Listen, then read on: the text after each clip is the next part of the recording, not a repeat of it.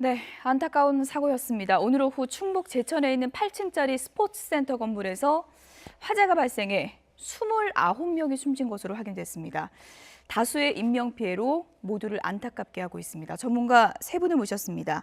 이송규 기술사 안전전문가, 박재성 숭실사이버대학교 소방방지학과 교수, 그리고 김태현 변호사 나오셨습니다. 어서 오세요. 네, 안녕하세요. 네, 29명. 네. 숨졌습니다. 상당히 좀 안타까운 사고인데요. 네. 이렇게 불길이 순식간에 번져서 손도 쓸 수 없는 상황이 네. 된 가장 큰 원인은 뭘까요? 지금 1층 필로티 구조 지금 상단부에서 지금 사고가 났다 하는데요. 지금 불길이 순식간에 8층으로 번졌는데 가장 큰 이유는 필로티 구조 자체가 지금 굉장히 화재가 나면은 공간이 넓기 때문에 산소량이 많습니다. 그러면 불이 밖으로 나가면은 밖에서는 연통 효과처럼 공기가 압력이 상부층이 낮기 때문에 불길이 순식간에 올라갑니다. 그런데 올라가는 과정에 또 가연성, 불이 잘 붙는, 잘 탈 수 있는 가연성 마감재, 또 맹독성 재료를 사용했기 때문에 사고들이 나고 이렇게 판단하고요. 사우나나 헬스장 이런 곳의 목욕탕 같은 경우는 굉장히 밀폐되어 있는 곳이기 때문에 출입구 한 군데가 밀폐되어 있다는 얘기는 대피를 전혀 할 수 없는 그런 상황에 다다르지 않았냐라는 그런 생각을 해봅니다. 아내가 사우나에 갇혀 있다, 이런 절규까지 들렸습니다. 화재 당시는 정말 아비규환의 현장이었는데요. 당시 목격자 얘기부터 좀 들어보시죠. 밑에 3, 4층에는 소방관들이 그 산소통 메고 들어가는 걸 보았고요. 구조 작업 그냥 진화에만, 이제 구조는 그렇고 진화에만 전력하는 것 같은데요. 지금 그 7층, 8층으로는 빨간 불꽃이 보이는 정도인가요? 아니요, 헐헐 타고 있어요. 헐헐 타고 있습니까? 7층, 8층은요? 예. 그 난간에 매달리는 사람들은 아까 이 구조가 됐고요. 그 뛰어내린 사람은 병원으로 못, 앰뷸런스가 태워갔고, 지금은 진화에만 하고 있어요. 아래층서부터 소방관들이 산소통 메고 진입하는 걸 봤어요. 근데 여기 가족들끼리 같이 와가지고 못 나온 사람들이 있어서 바깥에서 울부짖고 그러더라고, 몇 분들이. 그러니까 이제 남자 여자 목욕탕을 따로 들어가니까 연락이 안 되니까, 그래서 아마 인명피해가 좀 많이 날 것 같은데요. 전체적으로 큰 불길은 이제 잡은 걸로 이렇게 소방당국은 파악하고 있거든요. 큰 불길은 잡은 것 같은데 위에는 계속 양옆으로 해갖고 계속 불이 빨갛게 지금 계속 올라오고 있거든요. 타고 있어요. 지금은 헬기가 없고요. 아까도 그 불길이 너무 많아갖고 접근을 잘 못하더라고요. 아, 불이 막 위로 올라왔어요?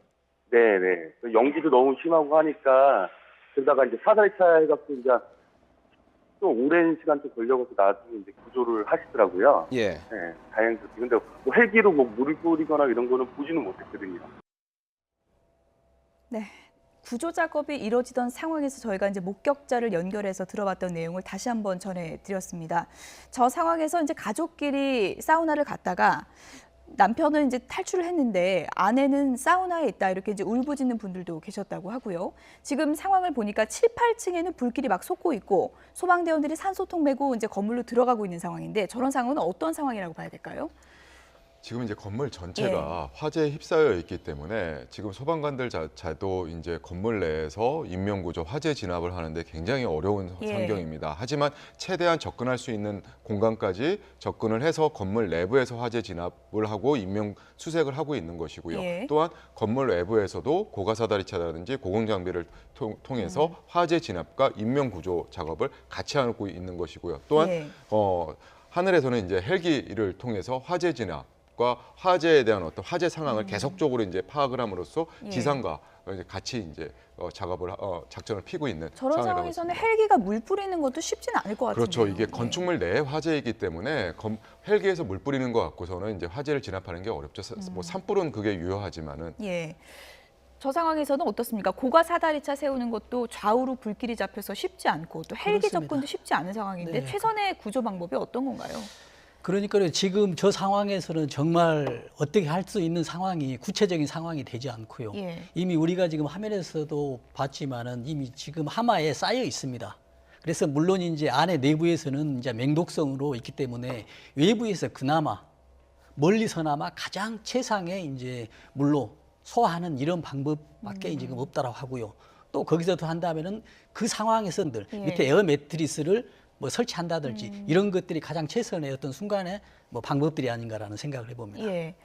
김태현 변호사님, 이번 화재 사고 왜 이렇게 인명 피해가 커졌나 봤더니 악조건이 여러 가지가 이제 겹쳤습니다. 그렇죠. 여성 사우나에서 이제 피해가 집중됐는데 여성분들이 목욕탕에 있다가 이런 일을 당하면 상당히 당황할 수밖에 없잖아요. 당황할 수밖에 없고 예. 이제 뭐 목욕탕들 많이 가시지만 목욕탕이라는 게 입구가 하나거든요. 그렇죠. 그러니까 이제 문제가 생겼을 때 입구가 여러 군데만 이제 빠져나갈 공간들이 좀 많고 뭐 창문으로 뛰어내릴 수도 있고 에어매트 깔려 있으면요. 근데 이제 목욕탕 같은 경우는 사실은 밀폐된 공간이고 입구가 하나입니다. 그럼 여러 사람들이 그 입구로 나올 수밖에 없는 거고 그럼 거기서 이제 막힘, 약간 병목 현상이 있지 않겠습니까? 그러니까 문제는 저 건물이 예를 들어서 뭐 그냥 사무실 건물이거나 그러면 좀 모를 텐데 이게 대부분 뭐 헬스클럽 있었죠. 그다음에 큰 레스토랑 있었죠. 그리고 사우나 있었습니다. 그러니까 굉장히 사람들이 많이 이용하는 다중 이용 시설 아니겠어요? 예. 더군다나 이제 그냥 뭐 일을 하거나 있는 것이 아니라 목욕을 하고 있거나 운동을 하고 있거나 이렇게 되면 무슨 사고가 발생했을 때 그 대응하는 속도가 좀 늦어질 수밖에 없는 거죠. 그러니까 아마 굉장히 좀 많은 인명 피해가 좀 났던 것으로 보입니다. 아베 교환화 현장에서 이제 많은 분들이 다양한 경로로 이제 탈출을 했는데 건물에 매달려서 이제 구조를 기다린 분도 있다고 하고요. 그리고 이제 에어매트로 뛰어내린 분도 있다 그래요. 네. 그나마 이제 그런 분들은 예. 목욕탕과는 달리 창문 등과 외부하고 이제 소통될 수 있는 공간이 있다 보니까 예. 그쪽을 통해서 이제 탈출할 수 있는 방법을 찾을 수가 있었던 것이고요. 예, 지금 저 사진인데요. 네. 왼쪽에 있는 분이 이제 건물 매달려서 이제 아슬아슬하게 구조를 기다리는 장면인데 저런 방법이 맞는 건지 이것도 좀 의문이 생기더라고요. 그러니까 저런 상황에 처하게 되면 저런 방법이 안전하냐, 맞느냐라고 하는 것이 아니라 내가 저런 방법을 통해서라도 살 수 있느냐라고 하는 일말의 1%의 확률만 있더라도 저런 방법에 의존할 수밖에 없는 것이고요. 예. 그렇기 때문에 사람들이 화재가 발생했을 때 뒤에서 뜨거운 열기하고 연기가 다가오면 그 고통이 굉장히 심하고 그것이 자신의 어떤 비극적인 결말 이런 것들을 예측을 하게 되기 때문에 공포감이 생길 수밖에 공포감이 없죠. 생기기 때문에 그거보다는 그냥 뛰어내려서라도 내가 혹시라도 살 수 있지 않을까라고 하는 예. 막연한 기대 심리에 의해서 이제 그런 극단적인 행동을 하는 경우들이 많이 있습니다. 조금 전에도 보셨겠지만 1층에서 이제 주차장에서 불이 난 거고 7, 8층까지 빨간 불꽃이 막 피어오르지 않았습니까? 그런 상황에서 내가 어떻게 대처를 해야 될지 막막할 수밖에 없는데요. 그렇습니다. 어떻게 해야 됩니까? 지금 이제 가장 그 현명한 방법은 어떤 공식적으로 어떤 얘기하는 게 아니고요. 지금 그 상황에 따라서 대처 방법이 다르게 되는데 예. 지금 3층에서 화재가 났을 경우에는 그 밑에 층으로 대피를 해야 되고요.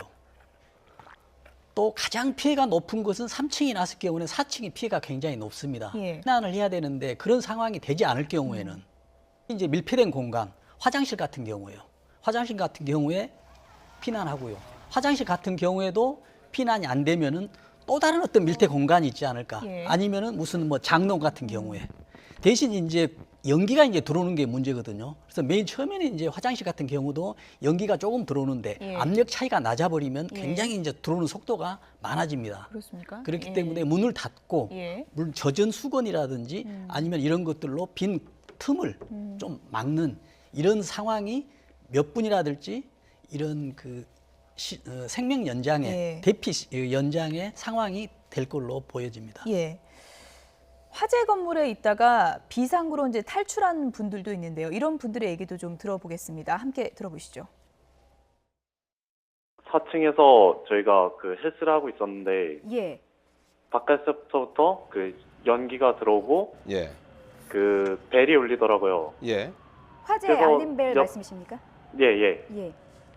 몇몇 사람들은 나갔는데 그 헬스장 안에 있던 사람 우왕좌왕거리는 분들도 계셨고 예.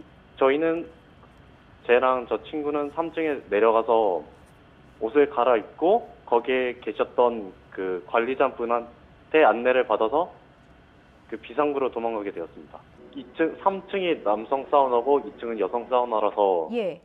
저희는 그냥 3층으로 갔고 예. 거기서 안내를 받아서 1층으로 비상구로 타고 바로 내려왔습니다. 그렇다면 뭐 2층에서 여성분들이 합류를 하거나 뭐 내려오고 있다 이런 소리도 혹시 못 들으셨는지요? 네, 남성분들끼리만 내려온 걸 보고 여성분들은 내려온 걸 보지 못했습니다. 어떤 상황이었습니까? 내려와서 예, 제가 나와서 건물을 바라봤을 때는 그 1층과 그 여자 목욕탕 쪽 그쪽 불이 그쪽 벽만 불이 나서 금방 꺼질 줄 알았는데 꺼질 줄은 몰랐습니다. 네. 얘기를 들어보면 3층이 남성 사우나, 2층이 여성 사우나고요. 3층 남성 사우나에 있다가 이제 탈출을 한 분의 얘기인데요. 3층에서 1층 탈출구 쪽으로 내려왔다는 건데 2층이 여성 사우나인데 여성분들의 탈출은 보지를 못했다는 겁니다. 이건 왜 그럴까요?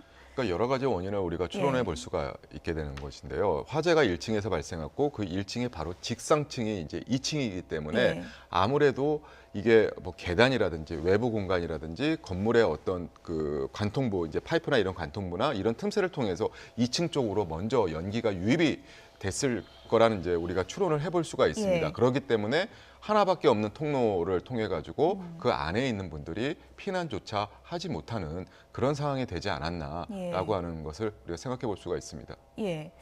어떻습니까? 이게 연기가 2층이기 때문에 1층에서 가까워서 많이 이제 가장 빨리 이제 올라온 경우도 있겠지만 사우나라는 구조상 더 밀폐됐기 때문에 피해가 커졌다고도 할 수 있겠죠. 그렇죠. 이 사우나나 지금 헬스장 같은 경우에는 그 사우나 같은 경우는 실내 온도를 유지해야 되기 때문에 굉장히 보온석을 유지하는 이런 재료들을 사용하고요. 또 아까 뭐 다 이야기하셨지만은 출구가 하나이기 때문에 거기에 막히면은 거의 뭐 100% 막힌다라고 이야기를 할 수 있고요. 창문도 나갈 창문도 그렇죠. 없고요. 창문도 보면 전부 통유리였기 때문에 환기가 되지 않기 때문에 한번 들어오면 이게 나갈 곳이었기 때문에 그 모든 것들은 이제 거기에 있는 어떤 인명 피해로 바로 연결된다고 보겠습니다. 건물의 구조를 다시 봐주시면 2층이 여성 목욕탕, 3층이 남성 목욕탕, 그리고 4층에서 7층이 헬스클럽, 8층이 음식점이었는데 2층 여성 목욕탕에서 가장 피해가 컸고요. 4층하고 7층 헬스클럽에서도 또 이제 희생자가 나온 그런 상황입니다.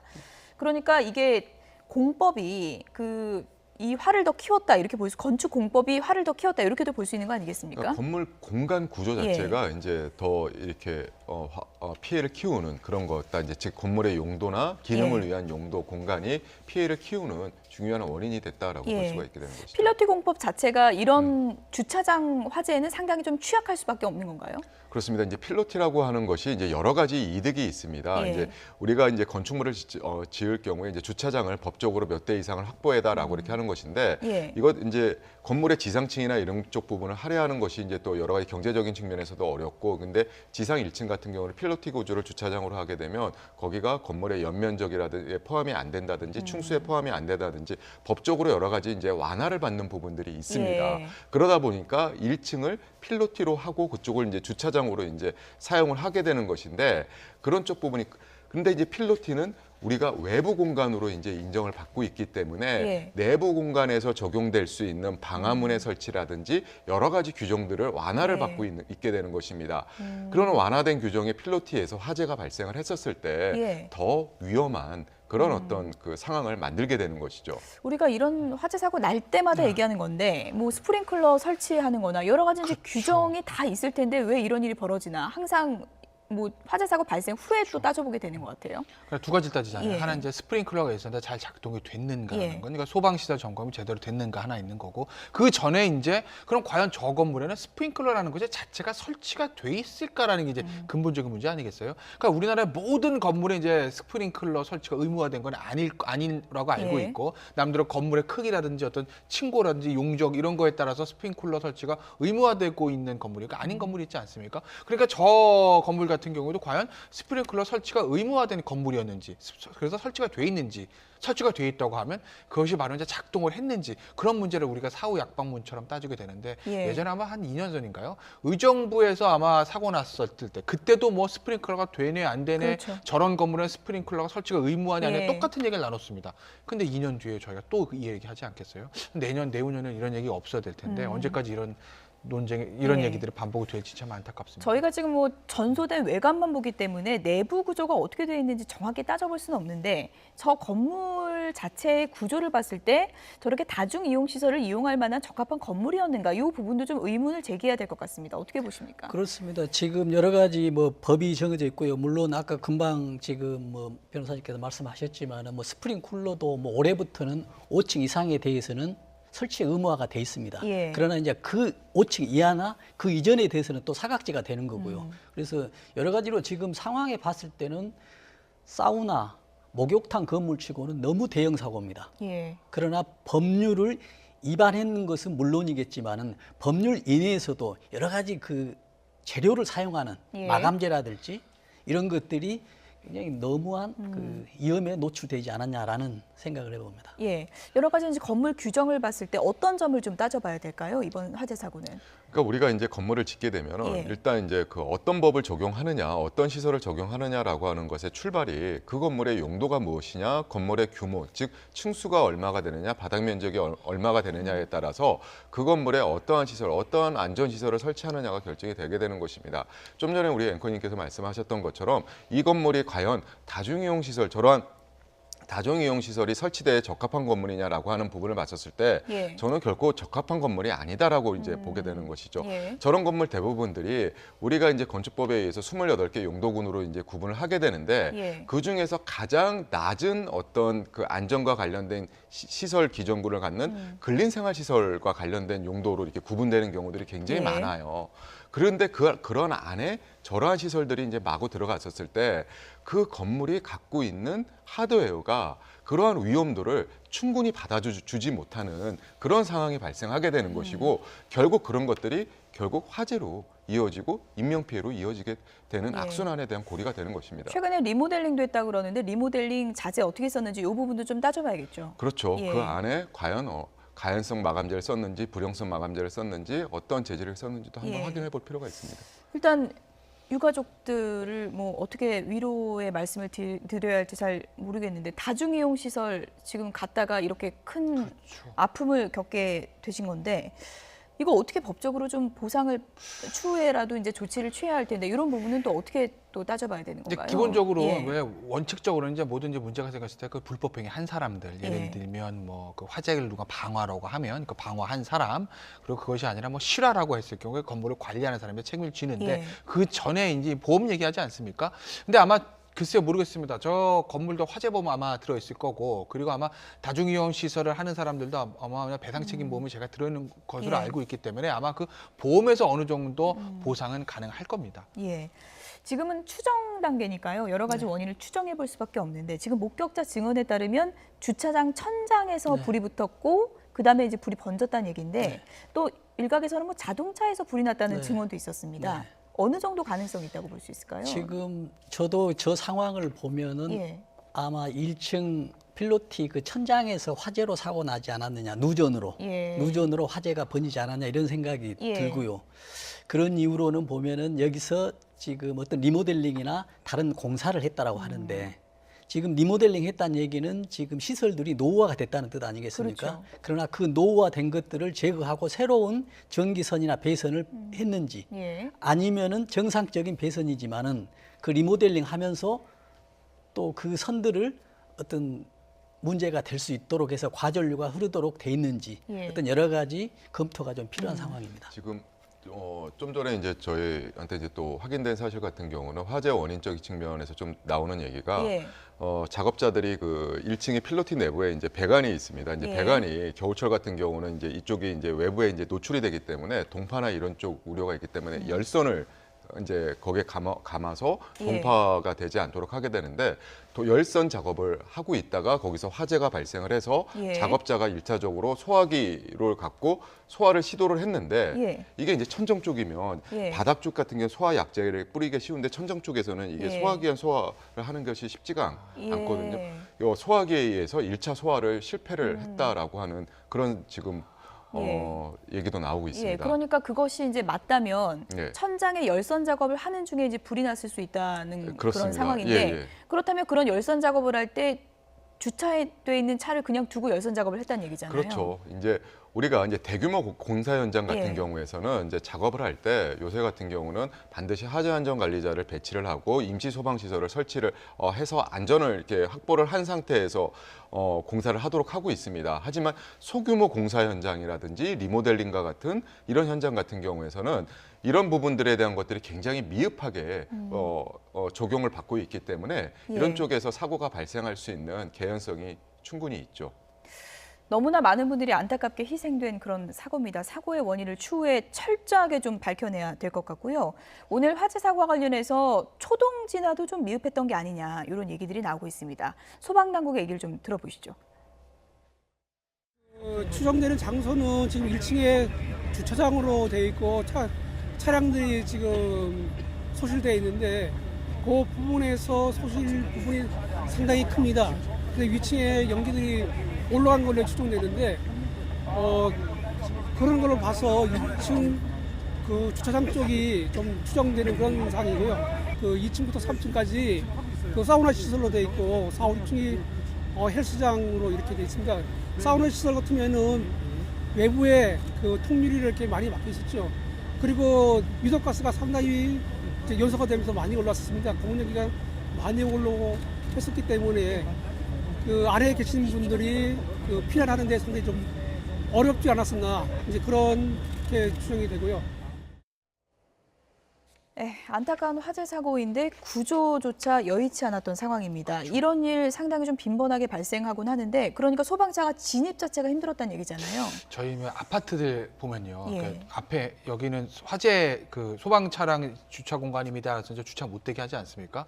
그러니까 나름대로는 여유가 있는 아파트들 공간 여유는 그렇게들 하는데 우리 이제 그 도심에 있는 안에 골목들 들어가 보면요. 골목폭이 좁아요. 근데 좁은데 차도 많이 되니까 최소한 승용차 하나 들어갈 정도의 공간밖에 없지 않습니까? 그렇죠. 근데 아시겠지만 일반 승용차보다 소방차는 훨씬 큽니다. 그러니까 소방차가 못 들어가는 거죠. 그렇죠. 그러니까 평소에 이제 우리 골목도 좁은 데다가 차들 많이 되니까 저런 사고가 났을 때 정말 구조를 받아야 되는데 소방차가 진입하지 못해서 인명피해가 좀 가중되는 그런 사례가 점점 늘어났는데 그렇다고 뭐 도심 골목을 전부 다 주차 금지 지역으로 지정할 수도 없는 노릇이고 글쎄 뭐 근본적인 대책이 뭐가 있을지 아마 정부나 지자체도 굉장히 저런 부분 때문에 고민이 좀 많을 것 같습니다. 제가 여기에 이어서 이제 주차나 소방차 출동로에 대해서 이제 제가 꼭 드리고 싶은 말씀이 하나가 있는데 우리가 이제 황금 시간대 소방관들이 골든타임을 지켰느냐라고 하는 얘기가 항상 화재가 발생했을 때 그런 얘기가 많이 나오고 있습니다. 그렇죠. 황금 시간 골든타임을 지키는 것은 소방관들이 지켜야 된다는 것은 맞습니다. 하지만 소방관들한테 그걸 강요하는 것이 아니라 황금 시간 골든타임이라고 하는 것은 우리가 소방관들이 그걸 지킬 수 있는 환경을 만들어줘야 된다는 것이죠. 도로 환경, 소방서의 배치 환경, 소방 인력 환경. 그것이 결국 골든타임 소방 황금 시간대를 지킬 수 있느냐라고 하는 것이지 소방관들이 무리하게 지켜야 된다라고 하는 것은 아니다라고 하는 것입니다. 일단은 뭐 통로는 확보가 되는 상황이어야 소방차도 당연합니다. 들어갈 수 있는 거니까요. 오늘 같은 경우에는 진입 자체가 힘들었던 상당히 좀 안타까운 그런 상황이었는데 여기에다가 굴절차도 또 겨울이라서 밸브가 터졌다고 그래요. 그래서 지금 소방차가 이제 아까 뭐 말씀했습니다만은 진입하는데도요. 특히 이제 규정상 뭐 도시형 생활주택 같은 경우는 지금 시행된 지가 몇 년 안 됐습니다. 몇 년 안 된 이런 아파트에도 불법 주차를 하지 않는 상태에서도 지금 소방차가 진입이 불가능하게 돼 있어요.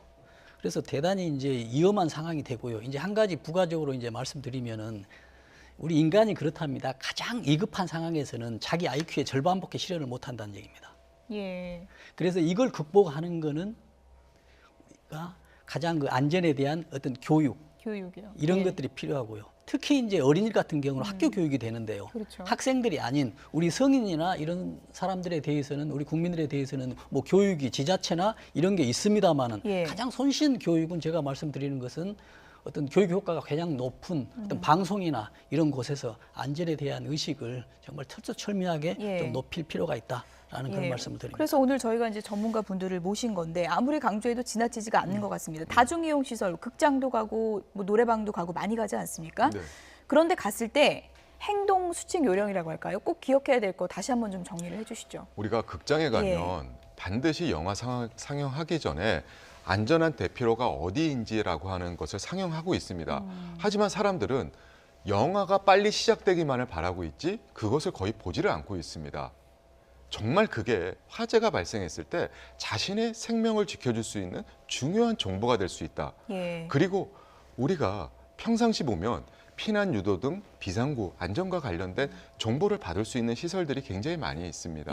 그런 것들을 우리가 귀찮다고 무시하지 말고 평상시에 또 한 번 확인하는 그런 습관을 가지게 된다면은 저런 화재가 발생했을 때 훨씬 더 잘 대처할 수 있지 않을까 생각됩니다. 예.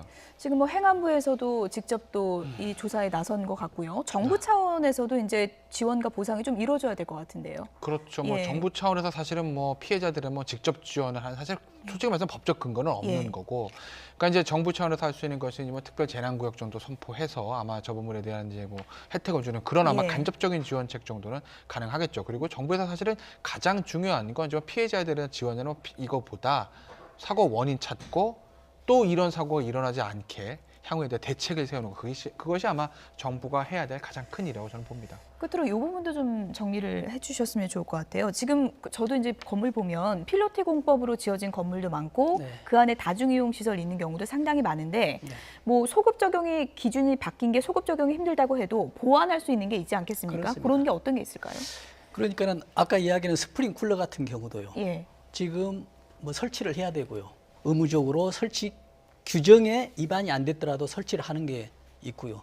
또 특히 우리 일반 주택 같은 경우도 올 2월 달에는 의무적으로 오래된 주택에 대해서도 화재 단독 경보기, 소화기를 의무적으로 설치하게 법에 규정이 돼 있습니다. 예. 그러나 벌칙 조항은 있지 않습니다만은 예. 그러나 그런 것들을 포함해서 우리가 화재 안전에 대한 이런 필요한 내용들을 꼭 필히 설치하고 보강하는데 네. 우리 국민들이 좀 신경을 많이 써야 되지 않을까라는 그런 네. 생각을 해봅니다. 끝으로 그 가능성이요. 그러니까 만약에 그 천장에서 공사할 가능성도 있지만 합선이나 누전 가능성도 있지 않겠습니까? 네, 그렇습니다. 그런 거 미리 예방하려면 건물 관리하시는 분들이 어떤 부분을 겨울철에 살펴봐야 될까요? 그러니까 평상시에 예. 그런 부분에 대해서 점검을 하셔야 되는 것이고요. 특히 우리나라가 부족한 것이 뭐냐면 건물의 유지 관리 비용입니다.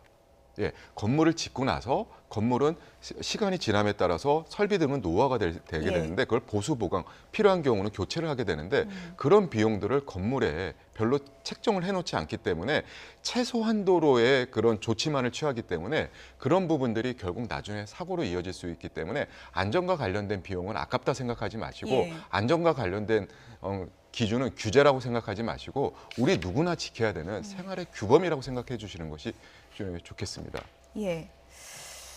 작은 방심이 또 안타깝게도 큰 참사로 이어지고 말았습니다. 어쨌든 너무 많은 분들이 희생된 안타까운 사고인데요. 사고의 원인이 무엇인지 좀 철저하게 파헤쳐야 할 것으로 보입니다. 두 전문가는 여기서 인사드리겠습니다. 고맙습니다. 역대 두 번째 규모의 이번 포항 지진이었는데요. 앞으로가 더 걱정입니다. 네, 전문가와 함께 이번 지진의 원인과 앞으로의 대책까지 짚어보겠습니다. 안전 전문가인 이송규 기술사와 함께합니다. 안녕하십니까? 자, 안녕하세요. 자, 밤늦게 나와주셔서 감사드립니다. 네. 자, 가장 궁금한 게요. 네. 어제 규모가 5.4였습니다. 네. 자, 이 규모에 비해서 지금 피해 상황이 이제 속속 들어오고 있지 않습니까? 네.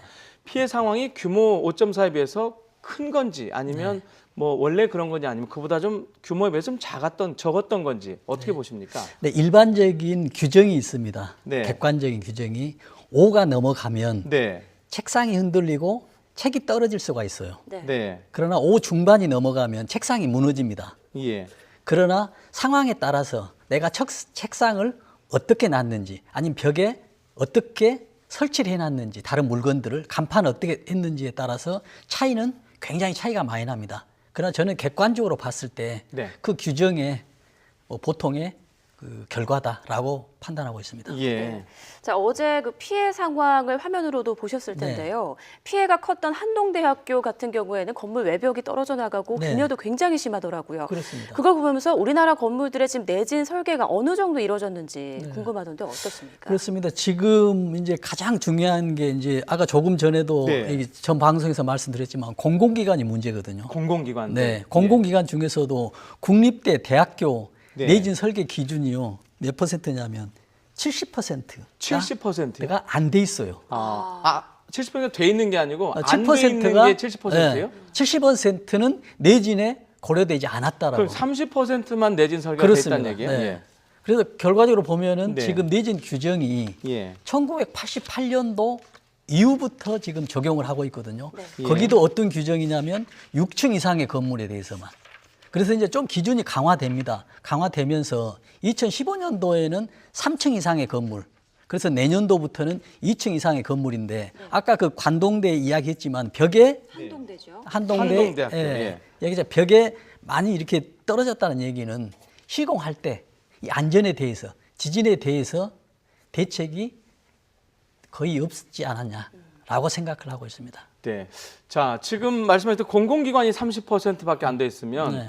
일반 뭐 아파트라든가 민간 건물들은 어떨까 지금 걱정인데요. 네. 자, 제가 사는 아파트, 내가 다니는 뭐 회사, 네. 건물이 내진 설계가 돼 있는지 안 돼 있는지 어떻게 할 수 그래서 있습니까? 가장 간단한 방법이 있습니다. 네. 이 건물이 몇 년도에 건축이 됐는지. 몇 년도에? 네, 그렇습니다.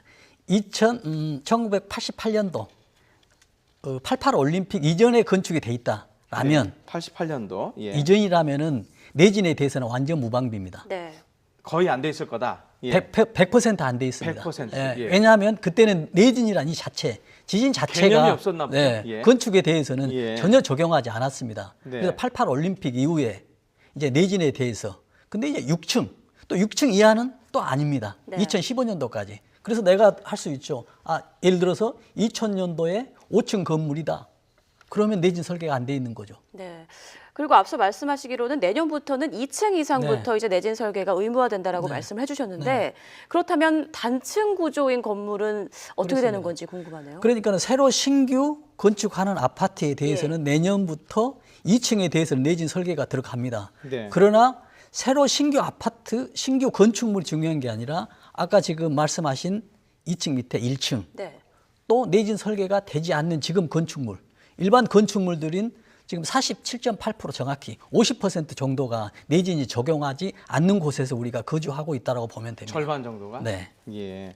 자, 그 말씀을 들으니까 자, 지금 경주 지진 났고요. 포항 지진 났고요. 지진이 뭐 다른 세계적으로도 가끔 자주 발생하고 피해도 많이 나고 있어요. 그러면 내진 설계 좀 정부에서 대책을 빨리 강구를 해야 될 것 같은데요. 그렇습니다. 지금 이제 가장 중요한 거는 국민들이나 정부가 예. 대한민국은 지진 예외기지라는 인식을 가지고 있었어요. 지진 예외지요. 예, 지진 안전지대라고. 안전지대로 예. 지진에 대한 안전지대로 생각을 하고 있었는데 예. 작년부터는 상황이 달라졌습니다. 그렇죠. 저도 예. 작년부터는 굉장히 불안했는데 네. 올해 지진이 보면서 이거는 분명히 우리나라도 지진 포함 지역인데 왜 이런 결론이 나냐면요. 제 생각에 개인적인 보면 연구 결과도 있습니다만은 동일본 지진에 이 이후에 우리 대한민국의 한반도 지반이 흔들렸다는 얘기입니다. 네. 그래서 어떤 상황이 되면 응집된 응력이 작용하고 있어요. 그래서 그 힘이 어느 정도 오버가 되면은 무너지거나 폭발되는 상황이 되거든요. 네.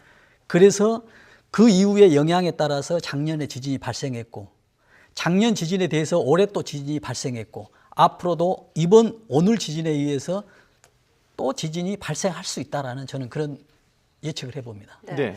또 이런 뭐 민간 주택이나 이런 것도 물론 문제지만 지진이 계속 잇따르고 있는 영남 지역에 원전이 집중돼 있기 때문에 네. 원전 설계 또한 어떤 대책이 필요하지 않을까 네, 이런 생각이 그렇습니다. 듭니다. 지금 국민들이 가장 이제 불안해하는 게 원자력이거든요. 그래서 원자력을 이제 자세히 그 지진에 대해서 이제 분석을 해보면 원자력에 대한 건물이 하나 있습니다. 그렇죠? 네. 그러면 그 원자력 건물 내에 원자력 설비가 있어요. 그 다음에 플러스 원자력 설비를 가동시킬 수 있는 부수 설비들이 있습니다. 그러나 지금 원전 건물은 규정상 현행이 6.5 정도는 내진을 설계가 돼 있어요. 6.5 정도는. 그러나 그 건물 안에 들어있는 원자력 설비 플러스 원자력 설비의 부수 설비에 대해서는 명확한 규정이 아직 세팅되어 있지 않았습니다. 그러나 원전 설비는 위험하기 때문에 내진 설비를 강하게 설계를 했지만은 명확한 더 세부적인 구체적인 것이 필요합니다. 네, 네.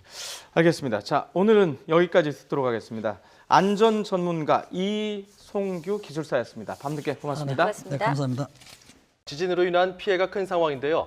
오늘 지진 관련해서 앞으로의 대안과 대처 방안을 좀 중점적으로 살펴보겠습니다. 네, 전문가 두 분 다시 모셨습니다. 하동호 한국지진공학회 부회장, 이송규 기술사 겸 안전전문가 나오셨습니다. 안녕하십니까? 네, 안녕하세요. 다시 모셨습니다. 일단 지금 방금 저희 두 분 모시기 전에 영상을 보셔서 알겠지만 건물이 많이 무너졌거든요. 건물이 많이 무너졌고 앞으로 이 지금 무너진 건물들 개보수를 할 때 좀 지진의 중점적인 방점을 찍고 좀 보강 공사를 해야 될 것 같은데 어떤 점들이 좀 중요하다고 보십니까? 그래서 저도 이제 금방 화면을 보면 이런 결과가 납니다. 우리 건물을 시공하는 사람들이 정말 우리 대한민국은 지진이 일어나지 않을 걸 생각하고 지금 건물 지은 겁니다. 그러나 지금부터는 이제 지진 예외 지역이 아니기 때문에 건물을 신축할 때, 건축할 때나 꼭 그게 필요하고요. 그러면 지금 이 단계에서는 생활하고 있는 건물에 대해서 확인이 꼭 필요합니다.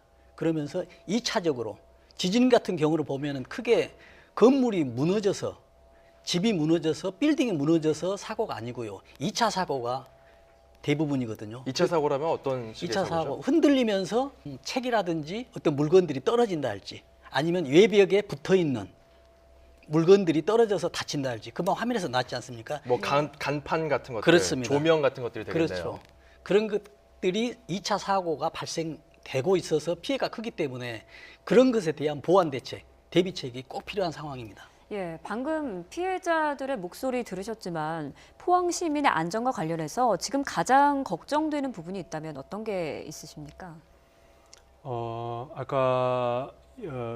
아까도 한번 말씀드렸습니다만은 현재 상당히 그 손상을 입은 구조물들이 있습니다. 네. 그러니까 가늘게 금간 정도는 괜찮겠습니다만은 내부 철근이 항복한다든지 휘어져 있다든지 이런 손상을 입은 구조물은 여진시의 붕괴까지 이를 수 있기 때문에 그 부분에 대해서 조심을 하셔야 될 것 같습니다. 네, 교수님 지금 이 건물들 이렇게 잔해들 많이 봤는데 무엇보다 좀 걱정스러운 것은 향후에 이런 것들을 좀 우리가 내진 설계나 이런 부분들을 좀 차치하고서라도 이 지진 자체가 추가적으로 발생했을 때 여진 같은 것들이 왔을 때 어떻게 우리가 대처하면 좋을지 특히 운동장이나 넓은 곳으로 나가는 사람들의 영상들도 많이 봤거든요. 우리가 어떻게 좀 대처하는 게 좋을까요? 내진 설계가 잘 되어 있는 구조물과 그렇지 않은 구조물로 나눠서 한번 생각을 해봐야 될 것 같습니다. 가까운 일본의 지진시 대피 요령을 볼 것 같으면 처음에 흔들림이 있을 때 책상 밑이라든지 이런 데 머리를 감싸고 머리가 다치지 않도록 낙하물에 의한 부상을 입지 않도록 조심을 하고 진동이 멈추면 밖으로 나가라 이럽니다만 우리나라에는 아까 그 내진 설계가 6층 이상은 1980년대부터 됐다고 얘기가 있었습니다만 사실상 제대로 된 내진 설계는 20년이 되질 않습니다. 예. 그러니까 실제 기술자들이 내진 설계를 어떻게 하는 것이 내진 설계인지를 이해를 하지도 못했고요. 지금 이제 어느 정도 익숙해진 그 설계자나 기술자들이 구조물에 내진 설계를 적용하고 시작한 상황이기 때문에 그래서 내진 설계가 돼 있지 않은 구조물인 경우에는 낙하물에 조심하면서 구조물 밖으로 빨리 나오는 것도 한 방법이겠고요. 일단 내진 설계 자체를 파악할 수 없는 공공장소에 있거나 이런 경우들이 많은데 네. 일단은 좀 넓은 공터로 나가는 게 좋습니까? 공터로 나갈 수 있다면 빨리 나가시는 게 좋은데 몸이 불편하신 분이라든지 빨리 나가기 곤란한 경우에는 천정에서 떨어지는 낙하물에 조심하시면서 코너로 이동하시는 것이 그러니까 공간의 코너, 화장실, 목욕탕 이런 쪽으로 이동하시는 것이 혹시나 있을 수 있는 붕괴에 대해서는 도움이 될 수 있습니다. 그 수능이 일주일 연기됐는데 이번 결정은 어떻게 보십니까? 참 우연치고는 어려운 상황이 발생했다라고 생각합니다. 작년 경주 지진 이후에 당시 국민안전처에서 수능일 지진이 발생하면 수능생에 대해서 어떻게 할 것인가에 대한 대책을 심각하게 논의한 바가 있습니다. 네. 그래서 그러한 논의라든지 어떤 식으로 대책을 세울 것인가에 대한 그러한 플랜을 짜놨기 때문에 이번에 아주 빠른 시기에 일주일 연기했다라고 생각을 합니다. 그래서 실제 이미 그 수험장에 구조적 손상이 발생한 구조물도 있고 그 이외에 또 학생들이라든지 아주 불안한 상황에서 시험을 치기에 부적절한 그런 상황도 있기에 여진을 고려하더라도 일주일 정도 연기한 것은 적절한 판단이라고 개인적으로 생각합니다. 예, 그렇다면 지진이 자주 발생하는 일본 같은 경우에는 이렇게 큰 시험이 있으면 어떻게 대처를 합니까? 그 부분에 대해서는 저는 정확한 정보는 알고 있지 못합니다만 지금 그러니까 수험 중에 지진이 발생했을 때 그 수험생에 대한 어떤 성적이라든지 그 시험의 운영에 대해서는 구체적인 안을 만들 필요가 있다고 생각합니다. 네, 일단 저희 교육부의 경우에는 지진이 5.0 이상이면 시험지를 덮고 시험을 중지한다, 뭐 이런 지침을 내놓은 바가 있는데요. 그렇다면 5.0 미만이면 괜찮은 겁니까? 뭐 큰 피해가 없다 이렇게 봐도 괜찮다는 겁니까? 그 최근 몇 년 사이에 이제 지진에 대한 언론 보도가 아주 활성화돼서 많은 국민들이 뭐 규모, 뭐 5.0, 뭐 6.5 이런 수치에 대해서 아주 익숙해졌습니다만 실제 지진 전문가들은 규모로 따지지는 않습니다. 구조물의 피해와 연관되는 것은 최대 지방 가속도, 그러니까 중력 가속도를 1이라고 그럴 때 1에 대해서 몇 %의 수평력이 작용했나, 그것이 내진 설계라든지 지진의 피해를 가늠하는 중요한 잣대가 되겠습니다. 예. 방금 말씀하신 규모 5라 하더라도 규모 5가 아주 깊이서 발생한 경우, 얕은 데서 발생한 경우, 먼 곳에서 발생한 경우, 가까운 곳에서 발생한 경우 피해 양상은 완전히 달라지게 되겠습니다. 그래서 규모로 어떤 잣대로 삼아서 이렇게 토론한다는 것은 좀 과학적이지 못하다라는 제 생각입니다. 알겠습니다. 자, 학교, 수능과 관련해서 학교에 관한 얘기도 해봤는데 우리가 또 학교에만 있는 것이 아니라 뭐 계단이랄지 아니면 지하철이랄지 여러 곳에서 이 자연재해를 맞닥뜨릴 수 있게 됩니다. 이런 경우에는 각각 대처 요령이 좀 다를 것 같아요. 그렇습니다. 금방 이제 뭐 말씀하셨지만은 뭐 밖으로 뛰어나가야 되고 아니면 책상으로 밑으로 숨어야 되고 아니면 상황에 따라서 건물에 따라서 굉장히 다릅니다. 네. 그러나 제일 먼저 이제 위급하게 진이 일어나는 경우는 굉장히 짧은 시간이거든요. 1, 2분 동안에. 그래서 몸을 피해야 되고요. 예. 가장 빨리 피할 수 있는 방법이 책상이라든지 이런 밑으로 들어가는 거고요. 그러나 그게 끝나면은 밖으로 탈출을 해야 되는데요. 탈출할 때 신속히 해야 됩니다. 그러나 이제 우리가 여기서 꼭 짚고 넘어가야 될 게 건물의 아파트에서 고층에 있었을 경우에 그러면 엘리베이터로 가야 되느냐 계단으로 내려가야 되느냐 이게 문제죠. 어디로 가야 됩니까? 그래서 엘리베이터로 가면 굉장히 빨리 갈 수 있겠다라고 해서 엘리베이터를 탈 수가 있는데 엘리베이터를 타면 가장 큰 문제입니다. 절대 엘리베이터는 타지 않아야 됩니다. 만약 그 안에 있었다면 어떻게 해야 됩니까? 그러니까요. 그래서 뭐가 되냐면 예를 들어서 엘리베이터 안에서 극한 상황을 맞닥뜨려졌다라고 했을 경우는 가장 엘리베이터에서 밖으로 탈출을 해야 됩니다. 그래서 뭐 5층이면 가까운 층에 눌러서 나가야 되고요. 예. 근데 왜 이렇게 긴급하게 나가야 되냐면 지진이 일어났을 경우에 전기나 이런 문제들이 하자가 발생해서 수독되는 경우가 있지만 더 중요한 건 뭐냐면 건물이 틀어집니다. 예. 틀어지면은 엘리베이터의 캡이 레일을 타고 상하 운동을 하는데 이게 끼어버리면 나오지도 못하는 상황이 되기 때문에 예. 밖으로 나와야 돼요. 나오면은 가장 우리가 대피할 수 있는 좋은 곳이 비상계단입니다. 비상계단은 2차 사고를 대비하기 위해서 벽에라든지 이런 게 굉장히 단단하게 돼 있고요. 예. 물건들이 설치되어 있지 않았습니다. 그렇기 때문에 2차적으로 비상계단을 탈출하는 이 방법이 굉장히 중요하다고 생각합니다. 예, 공터에 나오거나 또 비상계단을 이용해서 그런 빌딩 그리고 아파트 이런 건물에서는 탈출해야 된다. 그렇다면은 운전 중에 지진을 맞닥뜨렸다. 운전 중에 지진을 감지했다. 그렇죠. 어떻게 해야 됩니까? 그렇죠. 운전 중에서도 굉장히 그 상황이 중요합니다. 운전 중에 내가 차를 가고 있는데 옆에 건물이 있는데 건물에 보기에 안전하지 않겠다라고 했을 때는 빨리 탈출을 해야 되고요. 예. 자동차로 움직여야 되고 그 현장을 벗어나야 되고 그런데 이렇게 보니 주변에 낙하하는 물건들이 없다라고 했을 때는 차가 굉장히 안전한 곳입니다. 예. 그렇기 때문에 차를 운행하지 않고 차가 정지된 상태에서 그 안에서 잠깐 기다리면서 2, 3분 지나면은 완전한 그 강진이 멈추기 때문에 그게 끝나면은 다른 또 안전한 곳으로 차를 놔두고 이전하는 것도 중요한 방법입니다. 그래서 결국 여기서 하는 것은 제가 가정에서 말씀드리겠지만 상황에 따라서 이렇게 행동하는 것이 굉장히 중요합니다. 예. 아무래도 막상 이런 상황이 닥치면 머릿속이 하얘지기 마련이라서요. 그렇죠. 일단 집 밖에 나갔다라고 한다면 그런 공터에서는 따로 행동 지침이 없는 건가요? 그렇죠. 일단 우왕좌왕하는 모습들을 그렇죠. 많이 봐서요. 지금 국민들이 불안해하고 있습니다. 근데 가장 불안해하고 있는 게 뭐냐면 지진에 대해서 대책을 잘 모르고 있기 때문에 불안해요. 알면은 불안하지 않습니다. 네. 이번 지진 같은 경우 5.4 정도 일본 사람들이 지진 나면요. 웬만한 생활 다 합니다. 그러나 우리는 이 5.4 지진이 정말 우리가 한 4, 50년 동안에 두 번째로 큰 지진입니다. 예. 이렇기 때문에 굉장히 불안해하는 거거든요. 그래서 이런 것들을 해소하기 위해서 정부에서는 가장 좋은 게 저는 그렇습니다. 교육. 평상시에 교육이 중요하다. 그렇죠. 교육에서도 저는 방송 교육이죠. 예. 방송 매스컴을 통한 교육이라든지 아니면 어떤 의무 교육. 요즘 많이 작년 이후로 어린이들에 대한 교육이 활성화돼 있습니다만은 어린이도 중요하지만 지금 이제 성인들에 대해서는 교육하는 방법이 없거든요, 사실상. 예.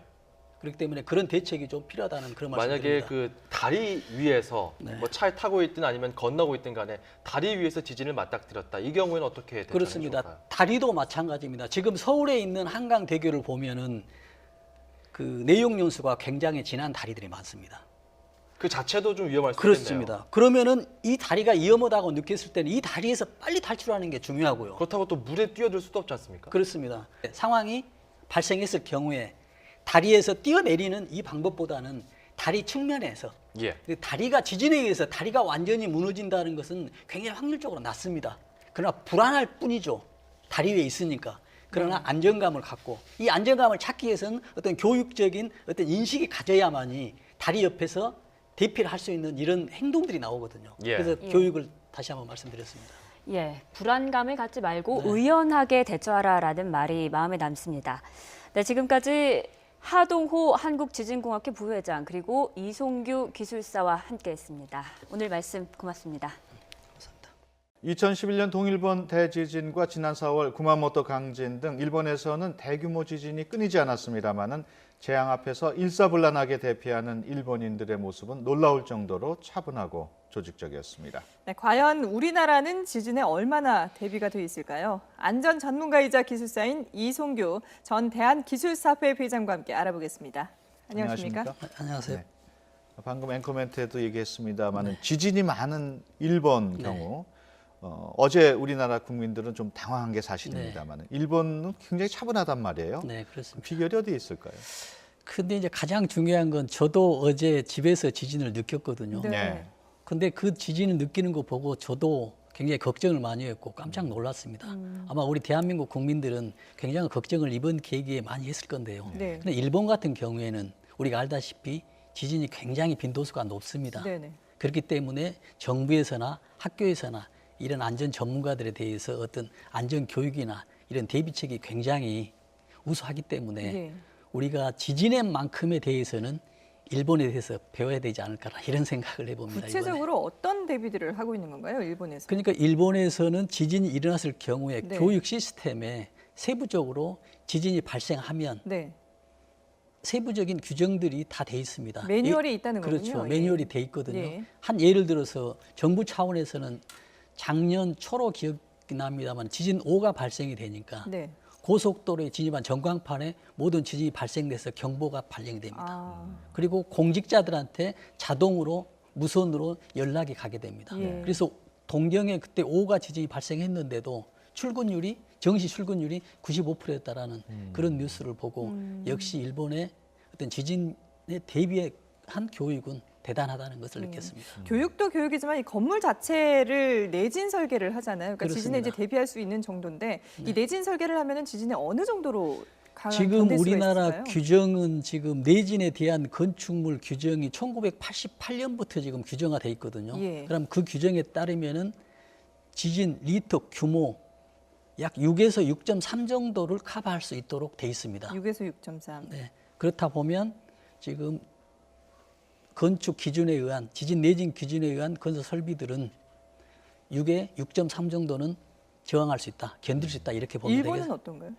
일본은 지진이 굉장히 많기 때문에 네. 6, 뭐 7. 그래서 일본의 계획에 보면은 뭐 2020년까지 뭐 지진 뭐 8, 9 굉장한 이런 데도 대비책을 가지고 있습니다. 예. 그러나 우리나라는 그 정도까지는 아니더라도 이제 보다 좀 세부적인 예. 어떤 지진에 대한 대비책이 좀 필요하다고 생각합니다. 그렇다면 우리나라에 건축물이 많이 있는데 그렇습니다. 내진 확보 건축물이 비중이 얼마나 될까요?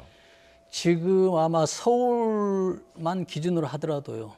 지금 특히 예를 들면은 어린이들이 있는 초중고등학교 교육시설을 보면은 네. 놀랍게도 79점, 약 78%, 약 80%가 내진에 대해서 규정을 받지 않는 설계가 돼 있거든요. 예. 그래서 어마어마한 숫자로 인해서 지금 이렇게 되어 있다는 얘기입니다. 그럼 오래전에 세워졌다는 얘기인가요? 그렇습니다.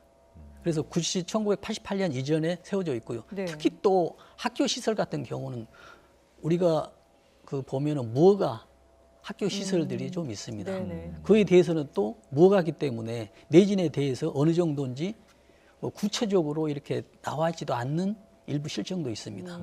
사실 학교 건물은 그렇게 높지 않다 하더라도 네. 그래도 이게 이제 지진이 발생했을 때는 상당한 영향을 받을 수가 그렇습니다. 있군요. 지금 우리가 내진 기준은 지금 2015년에 규정에서 시행되고 있는 규정이 3층 이내 500m 제곱입니다. 네. 3층이거나 아니면 500m 제곱, 평수로 가면 약 150여 평 정도 이내에서는 내진 설계를 하게 돼 있거든요. 네네. 그래서 예를 들어서 1층이라도 지금은 600m 제곱이면 200평이면 내진 설계를 지금 상태로 해야 됩니다. 네. 예. 그렇기 때문에 학교 시설 같은 경우에는 뭐 층수에 상관없이 굉장히 조실이 넓지 않습니까? 그렇죠. 그래서 당연히 내진 설계는 돼 있지 않지만 이제 보강이 좀 필요하다라고 이렇게 생각됩니다. 그렇다면은 학교 건물 말고 네. 도로 같은 그 기반 시설 네. 어떻습니까? 특히 도로나 이제 뭐 교량도 뭐 나오겠습니다만 네. 특히 그 공공시설, 국가 기반 시설 이런 거에 대해서는 어느 정도 중요한 설비에 대해서는 내진이 돼 있는데 예. 이제 부속 설비들 있지 않습니까?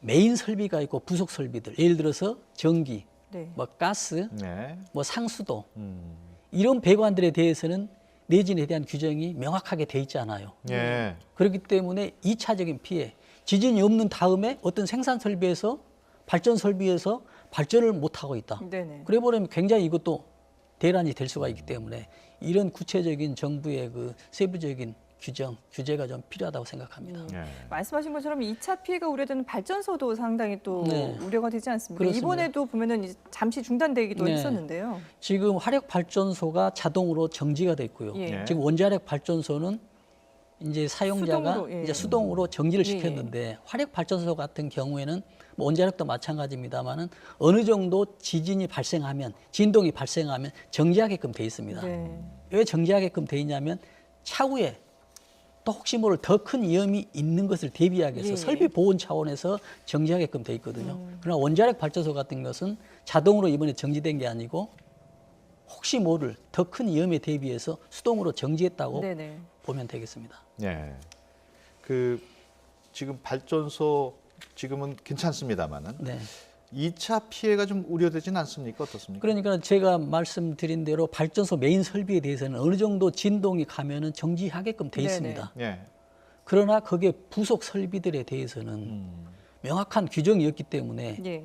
2차적인 뭐 발전이 뭐 되지 않는 상황이 난다랄지 아니면은 뭐 가스관 이런 거는 뭐 발전소에서는 어느 정도 관심 있게 강도 높게 뭐 설계를 하고 있습니다만은 그래도 명확히 규정화되어 있지 않기 때문에 예. 사각지대라고 볼 수 있죠. 그 건물 부속 설비에 대해서는 그러면 어떤 식으로 규정을 만들어야 되는 건가요? 그래서 지금 소방 설비 분야는 2016년 올해 1월부터 시행이 되고 있거든요. 예. 그래서 기타 구조물 설비들이거든요. 메인 건축물은 이미 건축 기준에서 6 이상으로 6에서 6.3으로 견디게 설계 건축하도록 돼 있고 네. 이제 부속 뭐 소방 설비 안전, 뭐 상수도, 수도관, 네. 전기 이거에 대해서는 아직 규정화 되지 않는데 소방 설비에 대해서는 올 1월 1일부터 시행되고 있습니다. 그렇다고 보면 지금 작년도까지 건축된 모든 설비에 대해서는 지금 시행되고 있는 소방 안전 기준이 전혀 적용되지 않는 상태에서 건축됐다고 보면 되겠죠. 네. 그렇다고 보면 굉장히 위험에 노출돼 있다. 그러게요. 그렇습니다. 내진 설계에 대해서 굉장히 좀 소극적이 아닌가 이런 생각이 드는데 네. 그 원인이 있습니까? 지금 뭐 모두에서 말씀드렸습니다만 우리 대한민국 국민들은 지금 대한민국이 지진 안전지대라고 알고 있고요. 그렇죠. 또 건축하는 시공하는 건설하는 입장에서는 예. 굉장히 비용이 많이 들어갑니다. 예. 그래 안전에 대해서 어떤 소모되는 이 인식을 가지고 있고 안전도 어떤 투자라는 이런 개념을 전혀 갖고 있지 않고요. 네. 어떤 수익성 차원에서만 접근하고 그러다 보니까 되지 않고 또 하나 예를 든다면 정부에서는 이걸 활성화시키기 위해서 어떤 세금 감면이나 세금 혜택 이런 것도 유도할 수가 있는 부분이죠. 그러나 내진 그런 것들이 설계를 하게 되면은 안전을 보장하기 때문에 세금에 대해서 감면한다든지 이런 어떤 투자 개념으로 정부에서 어떤 기업체나 이런 건설 업체들을 이렇게 유인할 수 있는 그런 방법이 있을 수 있겠습니다. 이 내진이나 지진에 대한 그 관리 감독을 할 수 있는 그런 전문적인 업체들도 필요할 것 같은데요. 아, 그렇죠. 그래서 지금 이제 그런 관리하는 업체들은 지금 국내에는 지금 현실적으로 지진이 발생하지 않았고요. 안 한다고 보기 때문에 있지는 않고요. 대신 안전 진단 업체는 있습니다. 이 지금 건물이, 이 시설물이 어느 정도의 안전에 노출돼 있는지 라는 그런 업체는 있습니다만은 그런 앵커께서 말씀하신 그런 업체는 아직 미진하다고 전문적인 봐야죠. 부분은 그렇죠. 부족한 부분이 있군요. 그 내진 설계를 하고 안 하고 비용이 많이 든다고 하셨는데 그렇습니다. 얼마나 차이가 납니까? 아마 내진 비용에 들면은 어떻게 하냐에 달려 있지만 아마 5에서 10% 정도, 한 약 10% 내외 정도로 차이가 나지 않을까라는 이런 계산을 해봅니다. 예, 알겠습니다. 지금까지 이송규 기술사와 함께 얘기 나눴습니다. 오늘 말씀 고맙습니다. 잘 들었습니다. 네, 감사합니다. 고층 건물에서 생활하시는 분들은 불이 나면 어떻게 하나 불안하실 텐데요. 실제로 불이 났을 때 어떻게 대피해야 하는지 김경아 기자가 전해드립니다. 1층에서 시작된 불이 삽시간에 10층 건물을 집어삼킨 의정부 아파트 화재. 대피하지 못한 주민들은 창문으로 구조를 요청하거나 건물에서 뛰어내리기까지 했습니다. 바로 7층까지 내려와서 7층에서 위험하니까 안 되겠다, 위험하니까 걸어 내려가자 해갖고 거기 탔던 사람들이 일제히 다 내려갖고 다 계단으로 내려. 화재가 났을 때 아무리 다급하더라도 엘리베이터를 타는 것은 금물입니다. 엘리베이터가 정전으로 멈추거나 안으로 유독가스가 들어오면 대처가 어렵기 때문입니다. 또 이동할 때는 젖은 수건으로 입과 코를 막는 것이 좋습니다. 젖은 수건은 뜨거운 공기로 인한 호흡기 손상을 막고 유독가스도 차단해줍니다. 이때 낮은 자세를 취하는 것도 중요합니다. 유독가스는 굉장히 이제 말 그대로 독하기 때문에요. 그래서 고온이기 때문에 공기보다 가볍습니다. 그래서 위로 있기 때문에 대피할 때 고개를 굉장히 최대한 낮추고요. 고층에 있는 주민들은 옥상으로 대피해 안전하게 구조를 기다리는 게 좋습니다. 만약 대피가 어려운 상황이라면 문틈을 젖은 수건으로 막고 구조가 쉬운 베란다나 물이 있는 욕실로 피하는 것도 방법입니다. YTN 김경아입니다.